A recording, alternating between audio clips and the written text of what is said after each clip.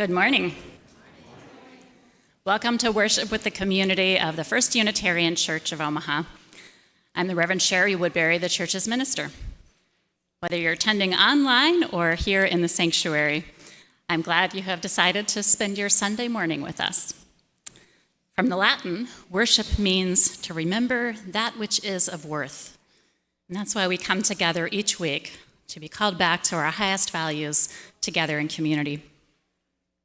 I want to offer a special welcome to visitors. This congregation is a community of all ages and abilities. It is a community with a rainbow of gender and sexual identities. It is a community of diverse cultural and class backgrounds. We draw from many sources of inspiration and share common liberal religious values. Whoever you may be, we welcome you to bring your whole self into this space. If you're joining us online, I encourage you to create a YouTube account and sign on when you attend online. This will give you access to the comment feature so you can share a joy or concern that I can lift up from the pulpit or interact with others who are attending that way. For those joining in person, after the service, you are invited to go downstairs to the common room. That's out the back doors in this way or down and around this way, where we'll have coffee and conversation. However you're joining us, I encourage you to check out upcoming events around the church. They're publicized in church e-blasts. You can use one of these communication cards to get on the email list if you're not already. Online and on the screen in the foyer, you may have noticed. And if anyone likes to have paper in your hand as you walk out of the building, you can grab a printout of Friday's e-blast in the foyer. I want to lift up two opportunities for newcomers. If you are newish around here and would like to learn a bit about this congregation and its tradition, get to know a few other people, you're invited to join in First Steps next Sunday, November 13th. This is a once-a-month drop-in class. That'll be in the Merit Lounge, the room on the first floor with the couches in the corner there, about 10 minutes after the service ends next Sunday.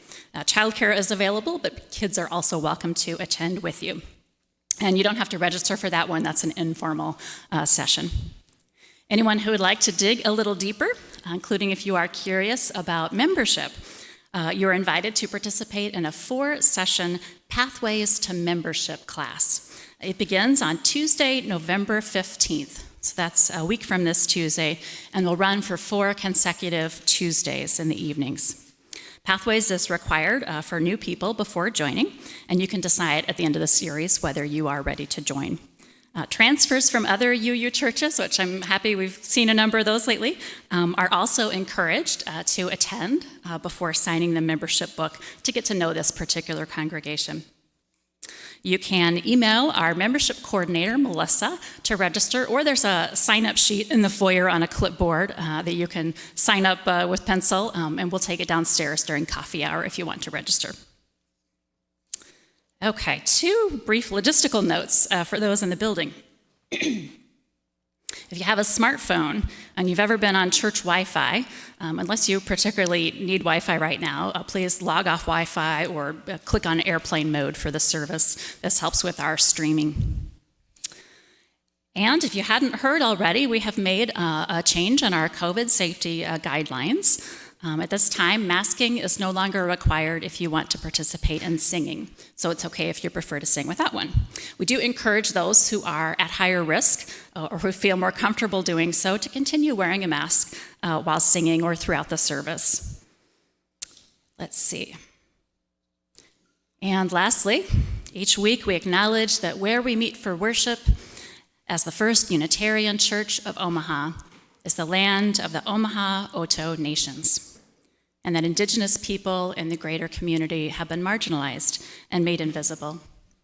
We recognize their presence and aspire to work with them to resolve issues of poverty, displaced children, and murdered and missing Indigenous women, the MMIW.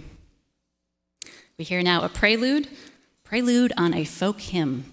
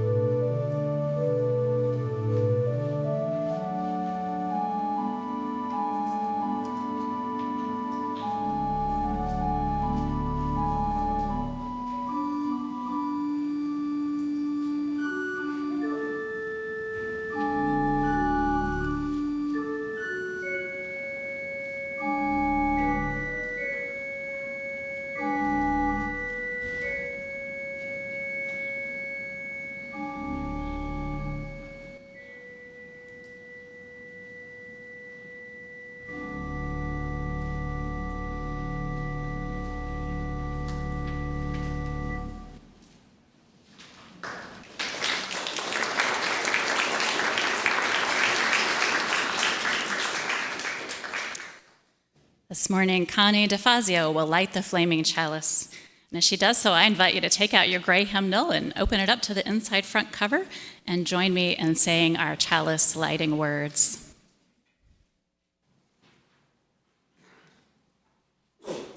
Spark of the Spirit, cupped in earth's embrace, light of love, alive in all creation. As we kindle this flame, we rekindle our connection to the sacred web of life. And I'm now going to light a dark chalice that complements our usual chalice of light during our fall worship series on the way of not knowing, which began last week. Connie shared words of Amy Carroll Webb on sacred unknowing. We light this flame for the art of sacred unknowing. Humbled by all that we cannot fathom in this time, we come into the presence of what we do know, perhaps the only thing we can ever know, that love is now and forever, the only answer to everything and everyone in every moment. I invite you to rise for our opening hymn, number 212, We Are Dancing Sarah's Circle. Each verse, as it's printed in the hymnal, ends with the phrase, sisters, brothers, all. And for inclusivity, I invite you to instead, if you can remember, sing with me, siblings, cousins, all, each time we get to that part.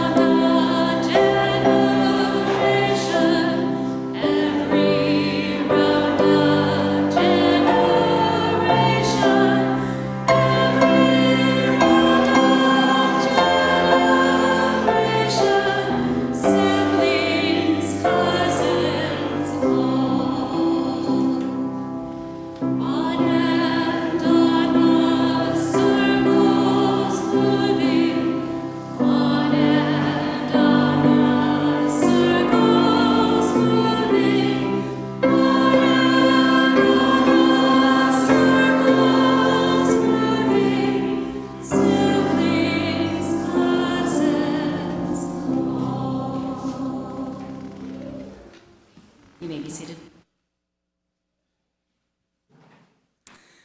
Right, I invite all the kids in the sanctuary to come forward, and Amanda Burton has a story today. She actually told the first part of the story last week, and she's going to share with us the rest of the story today.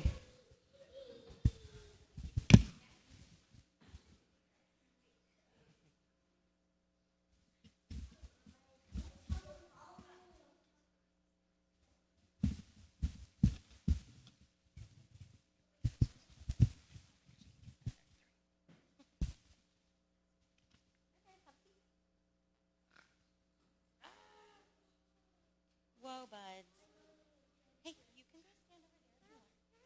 Hey, I'm going to tell this little story real quick. Have a seat. So, do you remember last week we had a to be continued? All right. So I'm going to fill in the people who weren't here on what happened last week, and if you guys can help me, that would be awesome. Awesome. Okay, so we were telling a story about a princess, and her father said she was ready to get married. And how many princes were there? Do you remember? 3. 3. Do you remember some of their flaws? I know one was really dirty. Rude. What else? Bossy. Very bossy, yes. So these 3 princes took off on a journey to find the most amazing object they could. And the king is the one that sent them on this journey, and it was going to give his daughter a little more time to think about the situation. And also then he could look and see what objects they brought to see who would be the most worthy, right? And he said, okay, come back in 1 year and 1 day. And the princes decided they were going to meet a week before that and compare their items that they found. Do you remember what they found? Yeah. What was it? There's a rug and a crystal ball. Yes, there was a magic flying rug, yeah. a crystal ball, and, Zeke, do you know this one? A pot with a liquid that could heal anything. Absolutely, a magic liquid that could heal anything, and if it was applied with love, it could give you eternal youth. So, youth, well, you are youthful. Yes? Live forever. Live forever, sure. Take away all your years until you're younger again. Okay, so they compared their gifts, and they used the crystal ball to check in on the princess, and do you guys remember what happened? She was still as dead. She was as still as death. And she was so sick, and the king was so worried. So that's where we're going to start our story. Yeah. Do you have a question? Nope. Okay. All right. So, Captain. aye. The 3 princes leapt up, alarmed. Alas, cried the 3rd prince, my ointment would heal her, but we're too far from the palace. We'll never get there in time. Quick, everyone on my magic carpet, said the 2nd prince. We'll be there in a flash. And moments later, the 3 princes were standing in the very room they had viewed through the crystal ball just minutes before. Everyone in the room was so upset they didn't even notice that these princes just appeared out of nowhere. And then without a word, the 3rd prince stepped up to the princess, who was laying in bed, and with his finger dabbed a little bit of the ointment on her forehead and set it next to her bedstand. She blinked, and seconds later opened her eyes. Then she moved her head and sat up. I feel better, she said. It's a miracle, cried her father, the king, and he hugged his daughter with all the joy in his heart. Now, later that night, the 3 princes went before the king, and the first prince said, Your Majesty, each of us may have located a magical item, but there is no doubt that my crystal ball is the most wondrous item of all. Without it, none of us would even have known the princess was sick in the first place. I submit that mine is the most wondrous, and I deserve to marry the princess. That's the bossy one, you're right. With all due respect, said the 2nd prince, stepping forward, while it was helpful to learn the princess was sick, if we had not been able to travel an entire week's journey in the blink of an eye on my flying carpet, that knowledge wouldn't have done us any good. I submit mine is the most wondrous item, and I deserve to marry the princess. Good sire, said the 3rd prince, while it may have been useful to learn the princess was sick and helpful to arrive here as quickly as we did, had we not had my magical ointment, all that knowledge and all that quickness would have been in vain. I submit mine is the most wondrous item, and I deserve the hand of the princess. Well, now the king was stumped. Each of the princes made such a good argument, and since the question was so close, no matter which prince he selected, he was sure to anger the other towns. Yeah. So he said, I'll think about it. Come back tomorrow.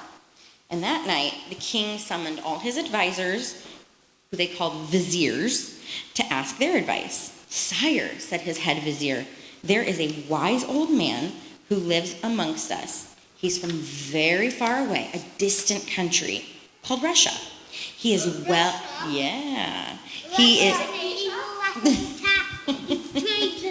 Okay. He is well known for his sage advice, and if we allow him to make the decision, the communities of the princes who aren't chosen will get angry at a country that is far away, and not us. That's an excellent idea, said the king. Summon him to court tomorrow. And the next day, when the 3 princes arrived to hear which of them would be selected at court, hey guys, can we put the rocks down, please? Thank you. The next day, when the 3 princes arrived at court, there was a very old man standing there waiting for them. He hobbled over on his cane and spoke in a whisper. The 3 princes repeated why they thought they deserved the hand of the princess. As far as I'm concerned, said the king, each of these fine young princes has an equal claim to my daughter's hand in marriage, and so I am interested. You come from a faraway land, and it is said you give very wise advice. What is your opinion? The old man coughed and cleared his throat. Your Majesty, first allow me to say that it is an honor to be in your court. He raised a shaky hand toward the princes. There's no doubt that each of you brought a wondrous item that saved the princess's life. But in my country, when it comes to marriage, there are those who say that the young woman whose happiness is at stake should have a say in the matter. And so I would ask Her Royal Highness. He turned to the princess. Whom do you wish to marry? The princess was startled and more than a little pleased. She raised her head and faced the 3 princes. Each of you has saved my life, and for that I will always be grateful. Yet this old man is the only one who understands that the choice is one that should be mine to make.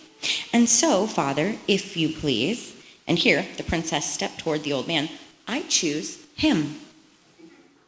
Gasps of shock ran through the court. Some ladies fainted and were carried out. The king said, but you can't.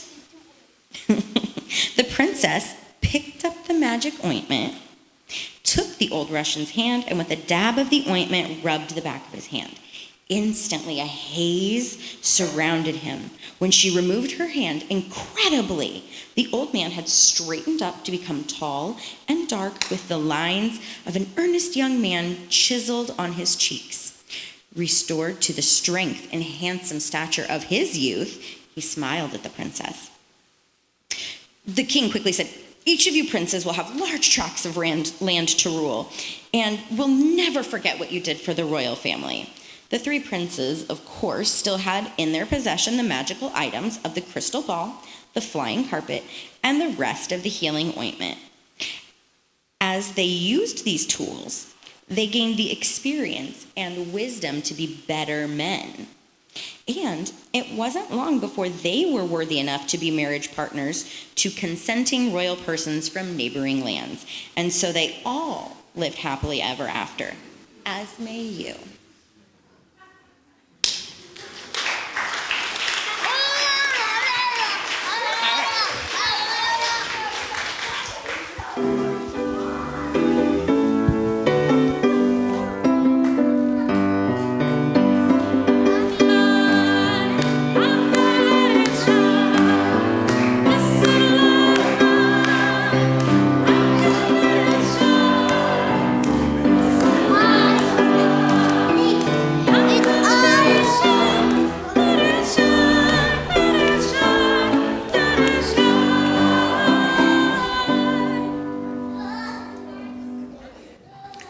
That surprise ending. Each week, we practice the spiritual virtue of generosity by taking up a community offering. Half of the loose currency in the offering plate is donated to a local cause which resonates with UU principles. If you're on YouTube, the link was provided that you can donate directly to the organization online. Our Share the Plate recipient for November is the Omaha Alternatives to Violence Project. Omaha Alternatives to Violence, or AVP, offers guidance, support, and workshops based on the belief there is a power that is able to transform violent and destructive situations and behaviors into liberating and constructive experience and cooperative behavior. Using the AVP curriculum, participants practice ways for changing opponents into friends and bringing justice out of injustice. I invite you to give with a generous heart as we hear another gift of music from our organist.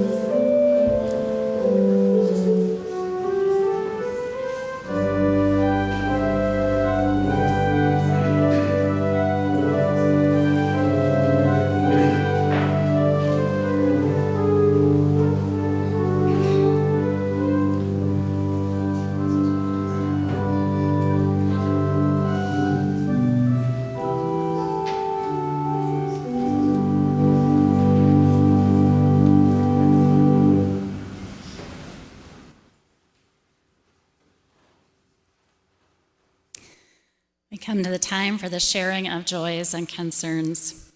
When we share our joys, they are multiplied. And when we share our concerns, our community can offer its care. If anyone online, if you'd like to share one, you can put it in the chat and I'll lift it up. I haven't received any from the sanctuary here. I'll mention that we can all keep in mind Kim Callahan, who's having some health challenges and going in for a procedure soon. So we send her good healing energy. Also to the family of Ken Donovan, who celebrated her mother's life at a memorial service yesterday and are still gathered with one another.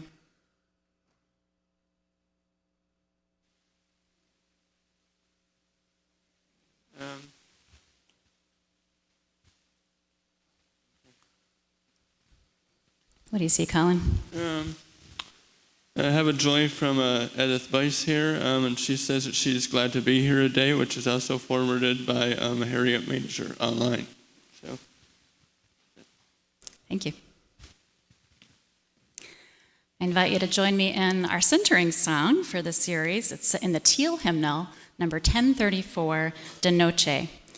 If you missed the Spanish lesson last week, just do your best. We'll sing it once in Spanish and then once in English.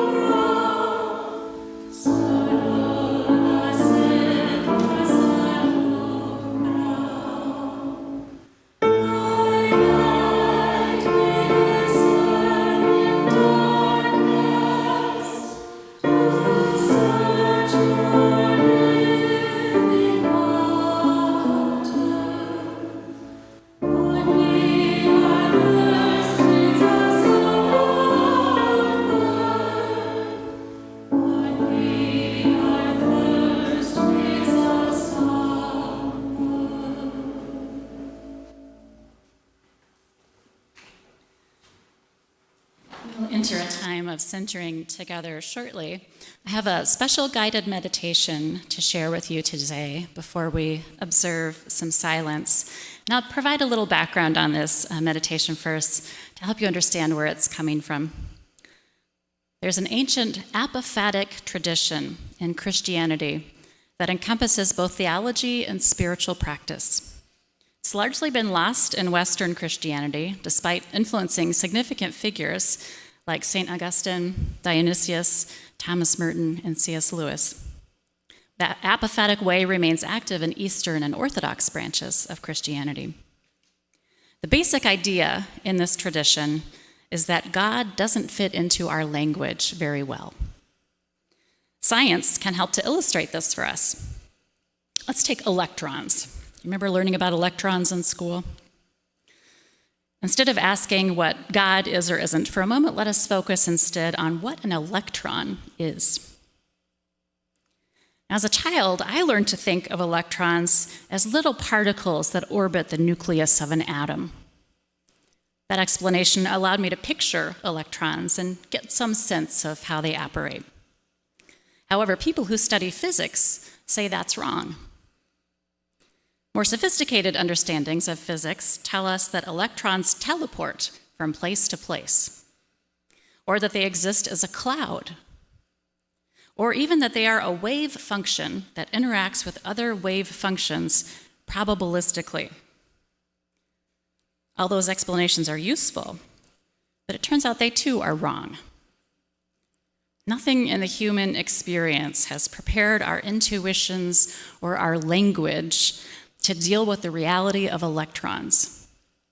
Anytime you describe electrons with words, you are using metaphor to describe something that is best understood with mathematics. Now, people have to start with an accessible metaphor to understand electrons at all. I'm not sure I could get the mathematical side of things even at my grown-up age. However, once that basic understanding is mastered, increasingly challenging explanations are revealed with study until language is ultimately left behind. And that's just electrons. The same limitation in our ability to understand reality carries over to other concepts. The guided meditation that I will share with you momentarily invites us to confront the limitations of our knowledge of God, or even our ability to know what a God could be. I invite you during this exercise to set aside your own preconceptions about God as best you can. If you identify as a theist or grew up with certain metaphors about God that have shaped your mental map, please let that soften. If you identify as an atheist, hold that as loosely as you can. Hold any objections that may rise up to you about the word God or particular images of God. Just hold that loosely. After the guided meditation, we'll observe a minute of silence, which will end when I ring the bell. So as we begin now, you may wish to rest your eyes, check your posture, and take a few deliberate breaths.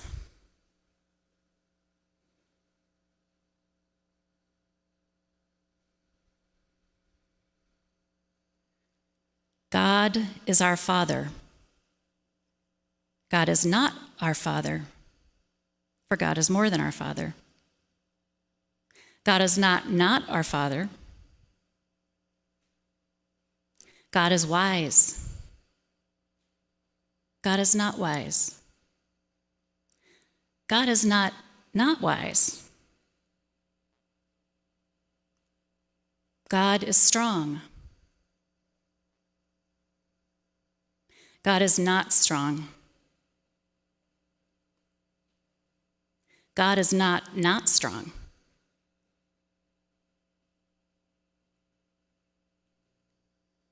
God is our mother. God is not our mother. God is not our mother.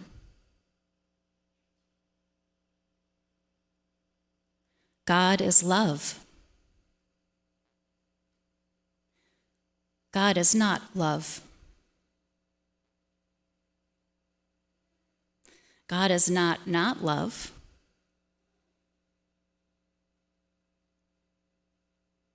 God is a being.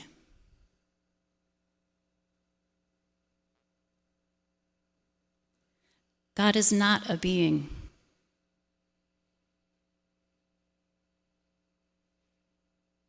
God is not a being.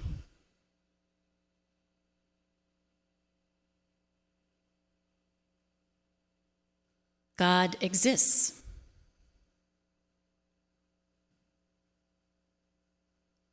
God does not exist.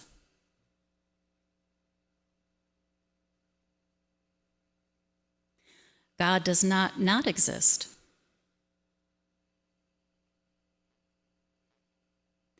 God is Ea Asher Ea. God is I am who I am. God is I am.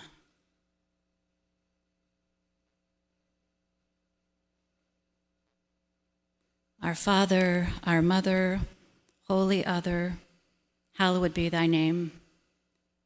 Thy kingdom come, thy will be done in earth as it is in heaven. Give us this day our daily bread, and forgive us our trespasses, as we forgive those that trespass against us.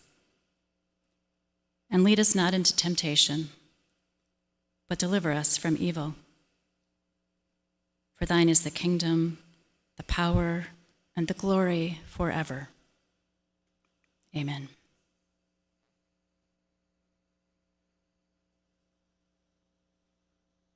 A time of silence.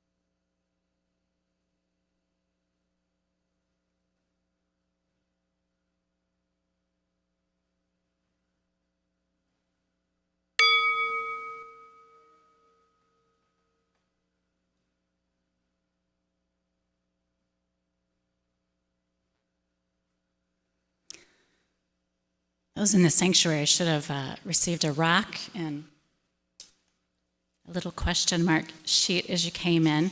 If you missed that, if you came in the sanctuary or the garden door, missed that somehow, you can put your hand up now and an usher will bring you a rock and a handout. I see one over here and another over here. Anybody at home? We're going to show you on the screen that image.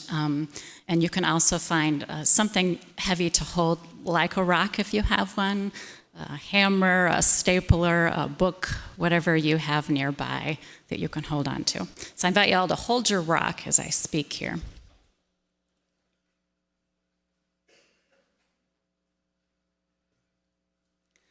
One of the conditions of enlightenment has always been a willingness to let go of what we thought we knew in order to appreciate truths we had never dreamed of. So says Karen Armstrong, an insightful writer on religions.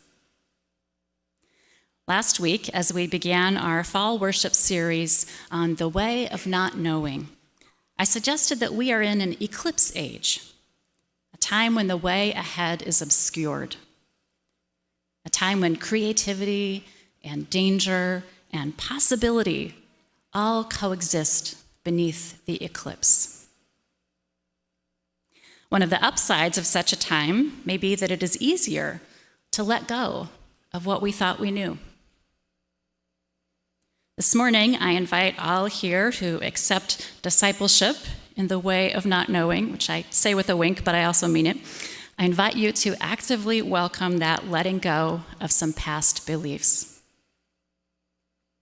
Now, perhaps it helps to remember how little we really know in the grand scheme of things. Consider the ignorance map. This little question mark chart here. This visual depiction of categories of ignorance, developed by Anne Kerwin in 1983, starts at the top left there with known unknowns. These are all the things we know that we don't know.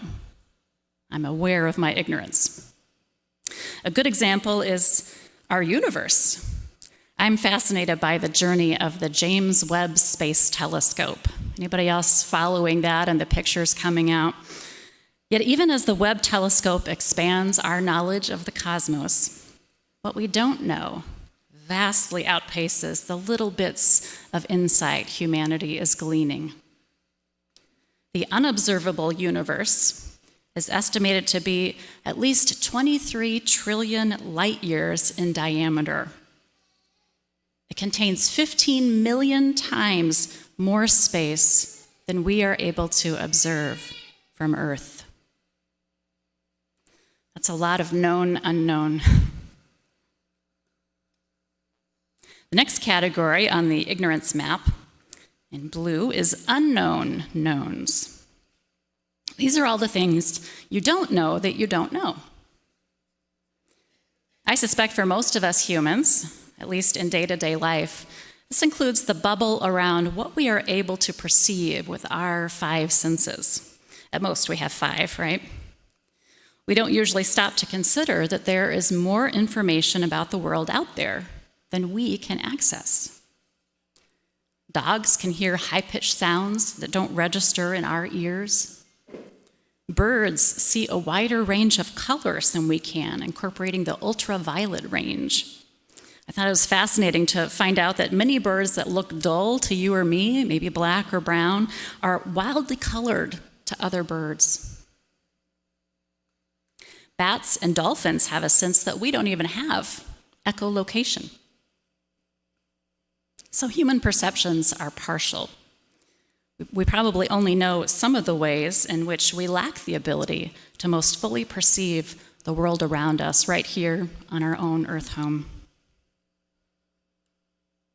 We can sometimes overcome our limitations, including through science.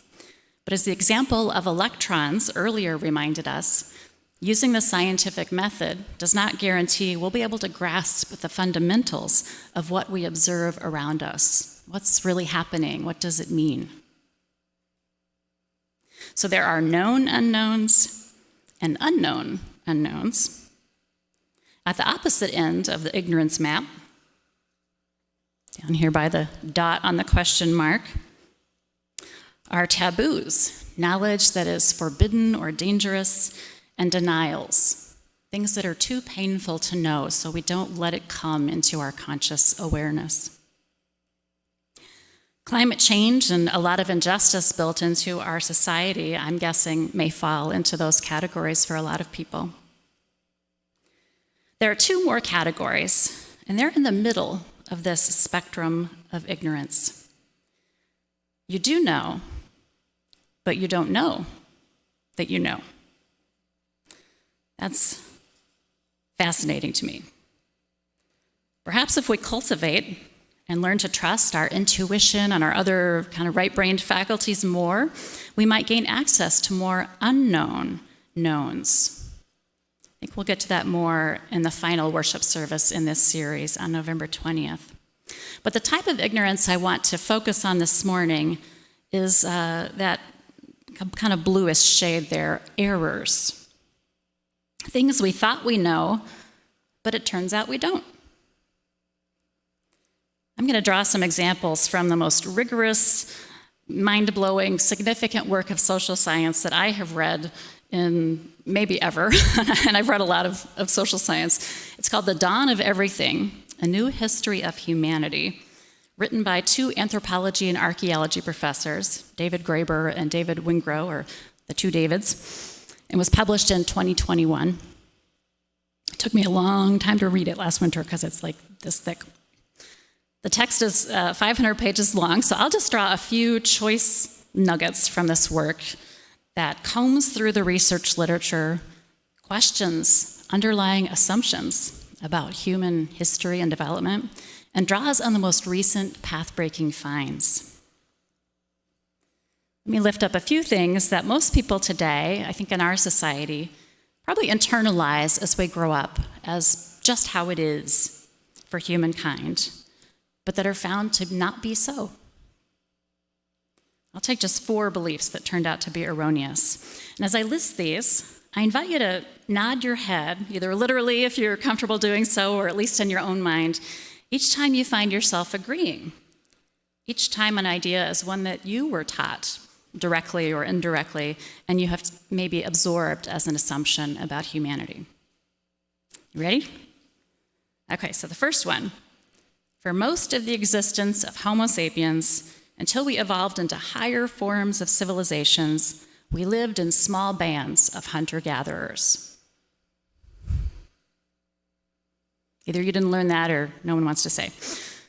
Number 2, the development of agriculture leads necessarily to a powerful state or empire. Dire inequality is an inevitable part of human social evolution. Number 3, democratic culture, such as inspired our own nation, traces back to the European Enlightenment, or maybe back to ancient Greek city-states, which is what I remember. And number 4, complex social systems have to be organized in a top-down way. Have you heard the phrase limiting beliefs? This has come into vogue in recent years on pop psychology, limiting beliefs. It matters that the beliefs I just mentioned turn out to be wrong because they are limiting beliefs on a societal level. They're all part of a myth of linear human development and progress, leading inexorably to large nation states that, even for those that have some degree of democracy, require faceless bureaucracies, drudgery, and mass inequality. That's the picture that anthropology, archaeology, social science had given us for a long time. So if those ideas are actually in error, and I'm persuaded they are, you can make up your own mind, if those are in error, then the possibilities for human development are much more diverse and hopeful than we have usually conceived.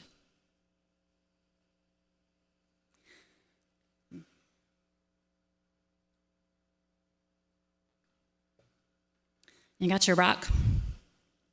I'm going to invite you in a moment to participate in a ritual of letting go. Recall Karen Armstrong's observation that one of the conditions of enlightenment has always been a willingness to let go of what we thought we knew in order to appreciate truths we had never dreamed of. I invite you to hold your object in your hands. Feel the heft of that rock or that object. Notice how solid it feels. I invite you to reflect on what knowledge you possess that might actually be in error. See if you can pinpoint one thing. It could be one of the things I just shared about human social evolution, if those are things that you learned and you're ready to trust me on that. It could be a limiting belief in your personal life.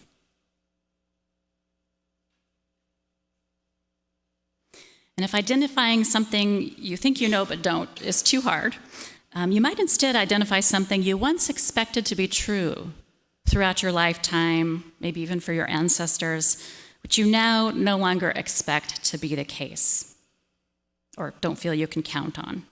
So maybe an expectation that your descendants will be upwardly mobile, or taking for granted that the natural environment will remain hospitable for human life, or that democracy will prevail in this country. So I'm going to carry the dark chalice down and create a little altar for us, and while I do that, I invite you to just continue reflecting and choose one erroneous idea or limiting belief or past expectation that you can recognize as perhaps no longer true or helpful, and hold your rock or your object as if it is that erroneous idea.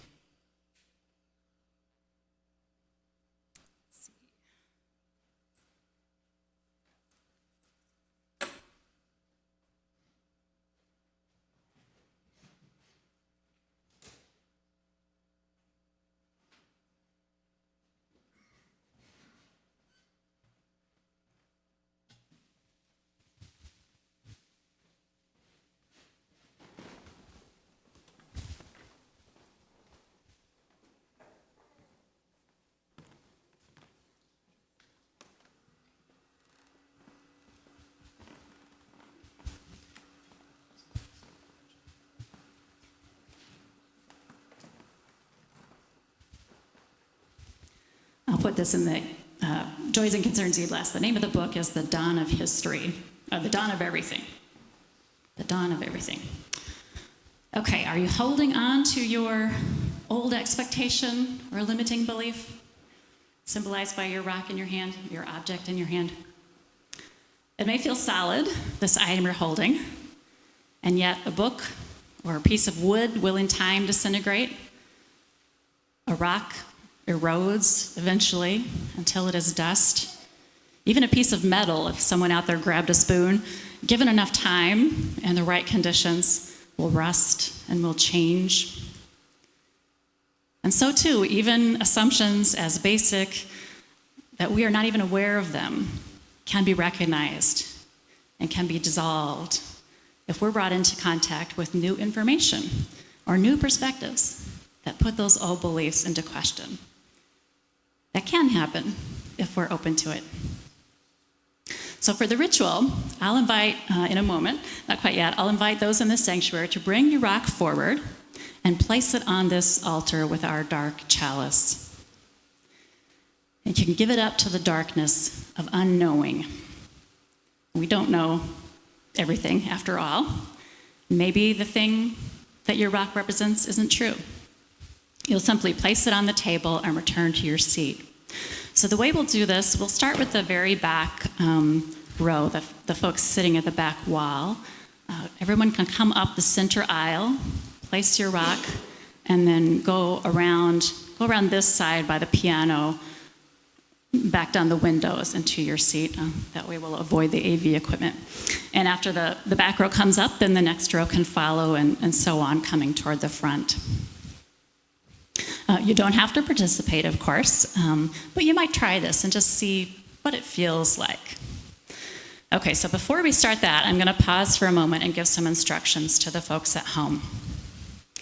If you are at home, you can choose a place in your home that you can put your object that is symbolic of letting go. It might be on a balcony or a back step where your object is exposed to weathering. Or it might be next to a houseplant in the soil of that potted plant. It might be on a meditation or prayer altar next to other objects of significance, so that you can take this object and the limiting belief that it represents and take the process of letting go into your spiritual practice. Okay, let us begin starting with the back row.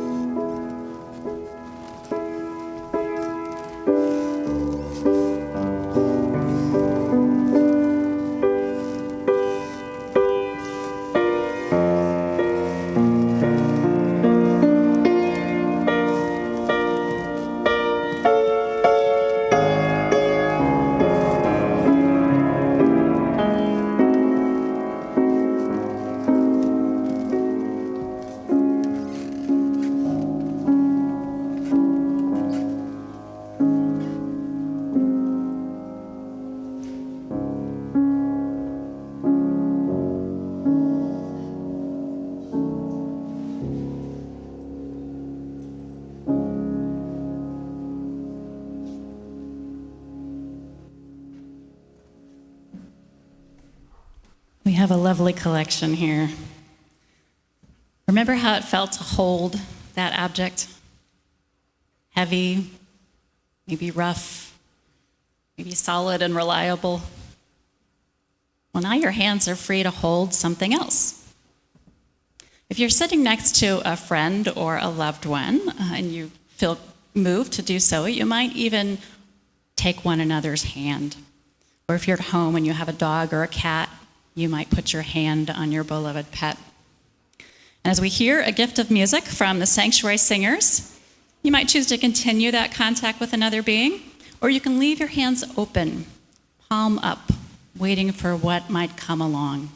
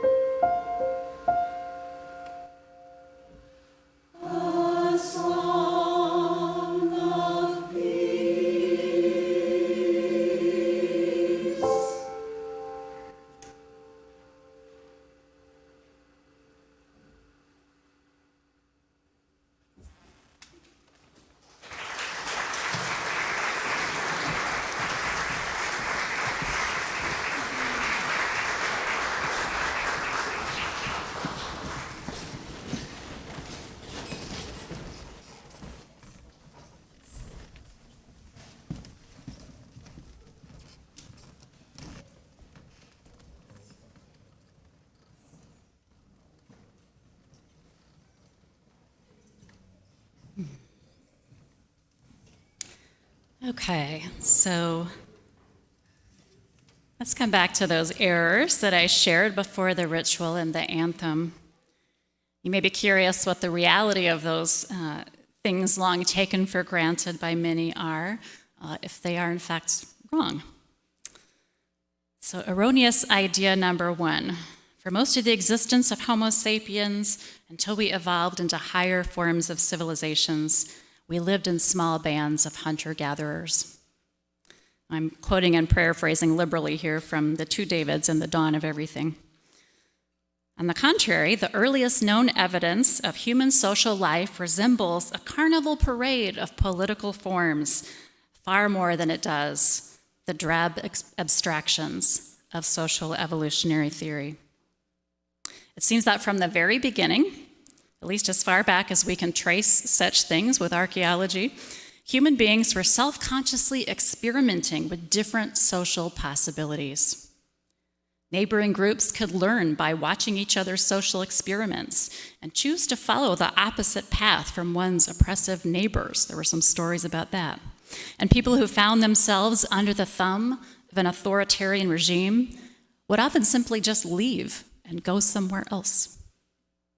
Quite a few groups followed different social orders in different seasons of the year, the same group of people. They would do something completely different in one season of the year than in another season of the year, alternating between different political systems and it seems like even values. All of these and more are evident in the Americas prior to European settlement. Erroneous idea number two. The development of agriculture leads necessarily to a powerful state or empire. Dire inequality as an inevitable part of human social evolution. Well, it turns out that just because a society recognizes that food can be cultivated does not necessarily mean they will choose to do it or make a complete switch in their subsistence patterns. For example, the Neolithic inhabitants of England appear to have taken the measure of cereal farming and collectively decided that they preferred to live another way. They weren't going to do it. Or turn to the Middle East, long considered the cradle of civilization, including agriculture. There was no dramatic switch from foraging to farming there. Rather, the transition from living mainly on wild resources to a life based on food production, farming, took about 3,000 years. People often dabbled in farming without fully committing to it as a life way. They kept their options open. The relationship between agriculture and inequality does not bear out in the Fertile Crescent either. Among upland groups, these writers found, furthest removed from dependence on agriculture, there was stratification and violence that became entrenched, while their lowland counterparts, who linked the production of crops to important social rituals, come out looking decidedly more egalitarian. And much of this egalitarianism relates to an increase in the economic and social visibility of women, reflected in their art and ritual. So there are cases where the relationship between equality and agriculture is the opposite of what many of us have come to expect. In other geographic areas, including Greater Amazonia, research documents seasonal moves in and out of farming among a wide range of indigenous societies going far back. The upshot here is that there's no one pattern, certainly not a linear one, as far as the place of agriculture in human societies and its relationship to inequality. Erroneous idea number 3. Democratic culture, such as inspired our own nation, traces back to the European Enlightenment or back to ancient Greece. To me, this is perhaps one of the most fascinating through lines in the dawn of everything, is the role played by critiques of European culture made by indigenous Americans. This was what gave rise to the theories of social evolution I've been alluding to. It was kind of a defense of European culture at that time. In the era of colonization, European intellectuals found themselves exposed not only to the civilizations of China and India, but to a whole plethora of previously unimagined social, scientific, and political ideas. The ultimate result of this flood of new ideas came to be known as the Enlightenment. Indigenous Americans, confronted with strange foreigners, and particularly in the Great Lakes area and the French, gradually developed their own surprisingly consistent critique of European institutions.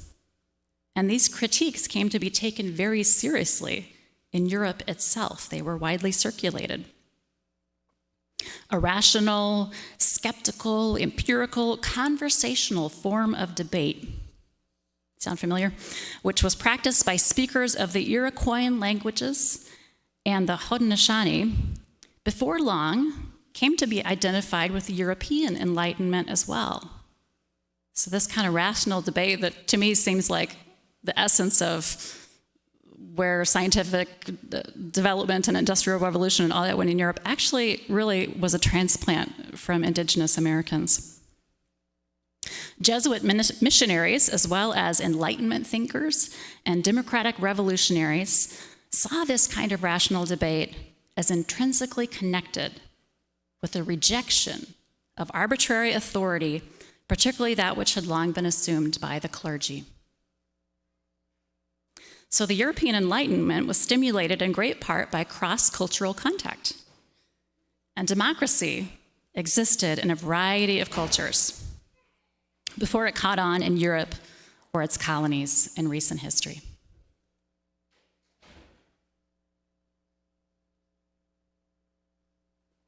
Still with me? And I feel like I'm professor in a classroom this morning, but I hope you find this as fascinating as I do. So here's our fourth and the last one. Complex social systems have to be organized in a top-down way. That's the last erroneous idea I shared. Well, a variety of systems of communal self-governance have been documented in different parts of the world. Workers directly participating in decisions about resources, urban parliaments that sought consensus through reasoned deliberation long, long ago, social welfare experiments going back thousands of years, city residents who responded to oppressed overlords either by driving them out or by abandoning the city entirely. In short, archaeological research has shifted the burden of proof onto those theorists who claim causal connections between the origins of cities and the rise of stratified states, inequality, and whose claims now look increasingly hollow. There's not the relationship that was long thought between cities and inequality. So I've been sharing with you just a few nuggets to illustrate the errors many of us have inherited. I certainly did, just in the realm of human history and development. And this is an important area of knowledge because our understanding of human nature and history can limit what we allow ourselves to imagine as possibilities for the future. If the past is so much more diverse and different than we thought, the future has a lot more possibilities too. Now, if we consider the whole ignorance map, It invites us into a posture, at least for me, of humility and curiosity. Looking at these categories, the known unknowns evoke respect in me, even awe at the new knowledge of the universe that we're gaining from the James Webb Telescope, and humility at how little we actually know of our cosmos. I recognize that there are also unknown unknowns, things I don't even know I don't know. And I acknowledge that we may each have inherited errors, as well as internalizing taboos and denials from our culture. And I feel a deep curiosity about all of the unknown knowns. What do we know that we don't realize we know? How can hidden knowledge or other kinds of knowing aid us in making our way through an eclipse age?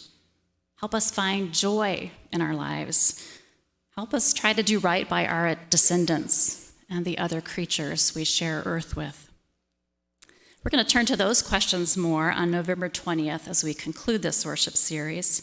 I want to thank you for joining me today on this continued journey in the way of not knowing. Not knowing opens up new possibilities for personal growth, for human social organization, and for our relationship with our place and the wider web of beings who share this place. I invite you to rise for our closing hymn, number 1024 in the teal hymnal, When the Spirit Says Do. And if you prefer to sit, that's okay too, but I suspect many are ready to stretch. The first verse is When the Spirit Says Do is written, and I'll call some out after that. Feel free to clap.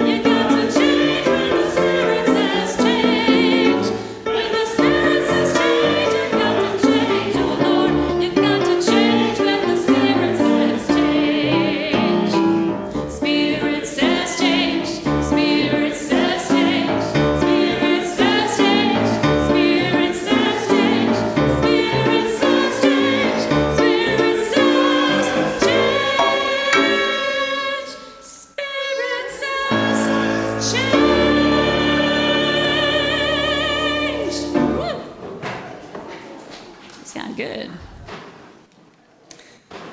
As disciples of the way of not knowing, may we accept with humility all that we do not know, and even all that we may have gotten wrong.